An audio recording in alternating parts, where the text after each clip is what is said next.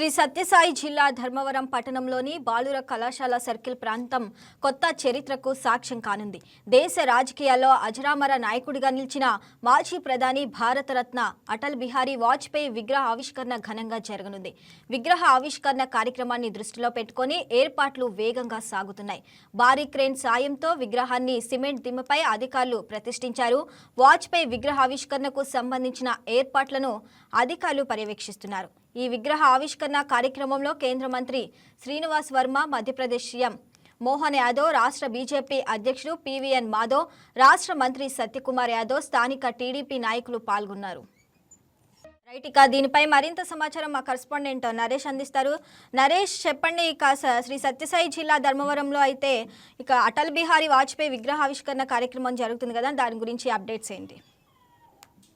శ్రావణి, ధర్మవరంలో అటల్ బిహారీ వాజ్పేయి విగ్రహావిష్కరణ కార్యక్రమానికి సర్వం ఏర్పాట్లన్నీ చేశారు. ఇక్కడ టీడీపీ నాయకులు, బీజేపీ నాయకులు అందరూ కూడా ఈ అటల్ బిహారీ వాజ్పేయి విగ్రహావిష్కరణకు అందరూ ముఖ్య అతిథులుగా వచ్చినారు. అదేవిధంగా మధ్యప్రదేశ్ సీఎం కూడా ఇక్కడ ముఖ్య అతిథిగా ఈ విగ్రహావిష్కరణ చేయడానికి ధర్మవరానికి వచ్చేస్తారు. దాదాపుగా 2-3 రోజుల ముందు నుంచే ఈ భద్రతా ఏర్పాట్లు అయితేనేమి, విగ్రహావిష్కరణ కావాల్సిన ఏర్పాట్లు అయితేనేమి అన్ని సవ్యంగా జరుగుతున్నాయి. ఇక్కడ స్థానిక ఎమ్మెల్యే మంత్రి సత్యకుమార్ యాదవ్, ప్రస్తుతం రాష్ట్రంలో వైద్య ఆరోగ్య శాఖ మంత్రిగా ఉన్న సత్యకుమార్ యాదవ్ బీజేపీ కార్యాలయం నుంచి కాలేజ్, ధర్మవరం కాలేజ్ గ్రౌండ్ వరకు కూడా బైక్ ర్యాలీగా అక్కడికి విగ్రహావిష్కరణ ప్రాంతానికి చేరుకుంటున్నారు. ప్రస్తుతం ఇక్కడ విగ్రహావిష్కరణ ప్రాంతానికి బైక్ ర్యాలీగా అక్కడికి బీజేపీ నాయకులు, మంత్రులందరూ కూడా, ఎమ్మెల్యేలందరూ కూడా అక్కడికి బైక్ ర్యాలీగా వెళ్లారు. మరి కొద్దిసేపట్లో అటల్ బిహారీ వాజ్పేయి విగ్రహాన్ని ఆవిష్కరించబోతున్నారు.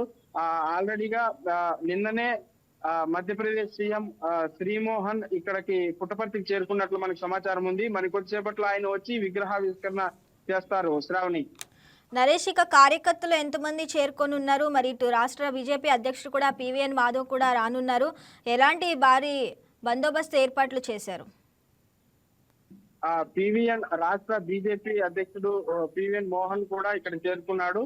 ఇక్కడ ప్రస్తుతానికైతే టీడీపీ నాయకులు, బీజేపీ నాయకులు అందరూ సమ్మిళితంగా, అదే కూటమి ప్రభుత్వ నాయకులు అందరూ కూడా ఒక కూటమిగా ఏర్పడి ధర్మవరం బీజేపీ ఆఫీస్ నుంచి కూడా కాలేజ్ సర్కిల్ వరకు ఒక వందే మాతరం, తర్వాత భారత్ మాతాకి జై అనే నినాదాలతో బైక్ ర్యాలీగా ఒక పెద్ద సంబరాలు చేసుకుంటూ అక్కడ వరకు వెళ్తున్నారు.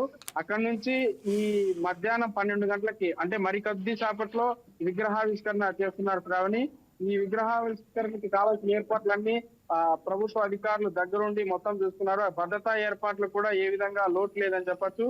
అదేవిధంగా ఈ కుటుంబ ప్రభుత్వ నాయకులందరూ కూడా ఈ విగ్రహావిష్కరణ కార్యక్రమంలో పాల్గొంటున్నారు. Sravani, right Naresh, thanks for the updates. Hi viewers, ఈ వీడియో మీకు నచ్చినట్లయితే లైక్ కొట్టి షేర్ చేసి వైకే టీవీని సబ్స్క్రైబ్ చేసుకోండి.